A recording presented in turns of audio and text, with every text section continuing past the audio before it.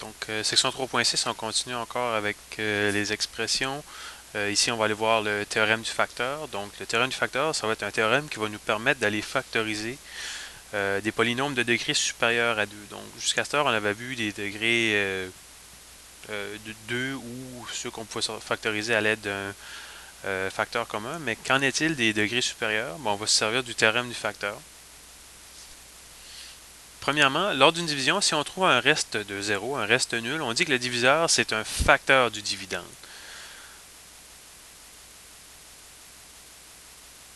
Donc, on peut trouver un reste. Si on trouve un reste de 0, on connaît un des facteurs du polynôme. C'est ce que ça veut dire. Donc, on va utiliser cette astuce-là pour factoriser des polynômes de degré supérieur ou égal à 3. Donc, c'est bien beau savoir que lorsque le reste est nul, on a un facteur, mais comment on fait pour trouver un nombre dont le reste est nul? Ou un nombre dont c'est une racine du polynôme? On va se servir du théorème du zéro entier, qui va se démontrer à l'aide de l'exemple suivant. Donc, supposons qu'on a un certain nombre b qui nous donne 0. Donc, selon le théorème du reste, ce b-là serait associé à un facteur puisque le reste serait 0. Si on prend le terme constant et qu'on l'apporte de l'autre côté, on obtient cette quantité-là. À gauche, on a un facteur commun, on aura un b en commun. Donc, on aurait b fois quelque chose égale à 15. Si on suppose que b est un nombre entier, non seulement b va être un nombre entier, mais b va aussi être un diviseur de 15.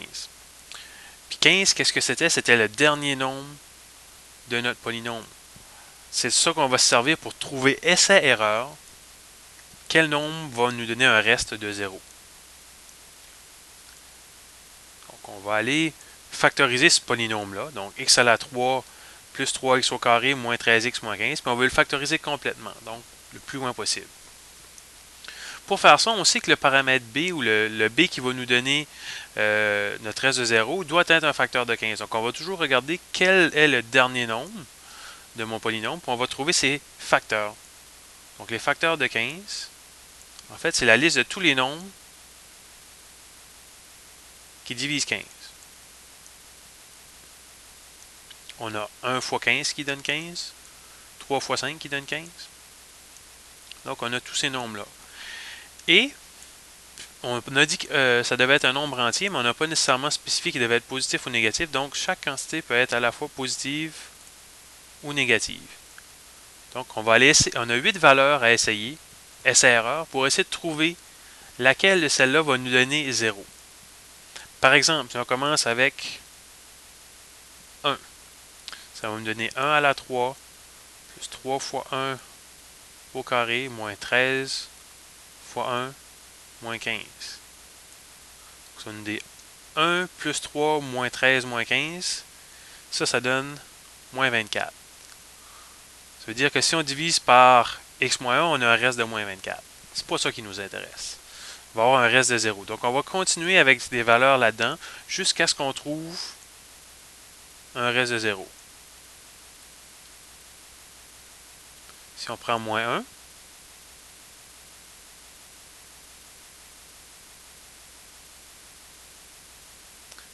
sur la calculatrice, on trouve effectivement que c'est 0. Donc, qu'est-ce qu'on vient de trouver là? C'est qu'un des facteurs de ce polynôme-là est x plus 1.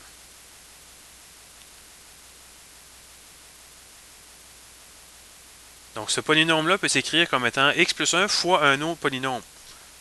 Comment on fait pour trouver l'autre polynôme? Bon, on peut se servir de la division synthétique. Parce que le théorème du reste, tout ce qu'il nous donne, c'est le reste. Ça ne nous donne pas le quotient. Donc là, on cherche le quotient. Il faut qu'on va aller se servir du théorème du reste. Donc, ma restriction, moins 1. Mes coefficients, j'ai 1x à la 3, 3x à la 2, moins 13x et moins 15. Puis, j'effectue la division synthétique. Donc, je descends le 1. 1 fois moins 1, moins 1. 3 plus moins 1, 2. 2 fois moins 1, moins 2. Moins 13 plus moins 2, moins 15. Moins 15 fois moins 1, 15. Puis je retrouve 0. C'est normal que je retrouve 0, c'est mon reste. J'avais pris un reste de 0, je devrais retrouver un reste de 0 ici. Ce que je viens de trouver, c'est que le polynôme en question